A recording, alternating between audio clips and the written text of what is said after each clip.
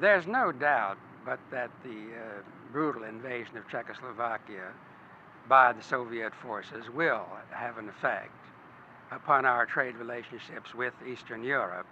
Now, our feelings in this matter have been made well known both by the President and also in the Secretary's address before the Secretary Rusk's address before the UN Assembly. On the other hand, while we modified certain trade arrangements and cultural arrangements that had been made earlier, our government took a decision, which I think is still a wise one, not to break trade relations entirely in retaliation for the invasion of Czechoslovakia.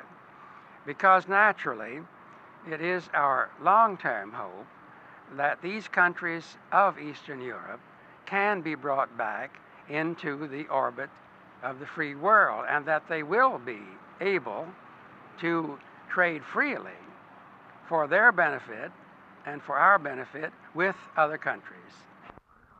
Just how important is this trade to the United States? The American exports to Eastern Europe, in comparison with our export trade in general, of course, is not a very important element.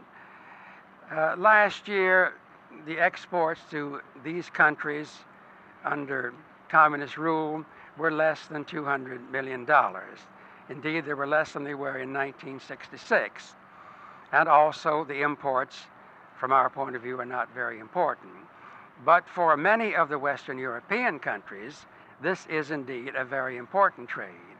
And I myself think that had we broken trade relations entirely, our European allies would not have been willing to follow us along that path.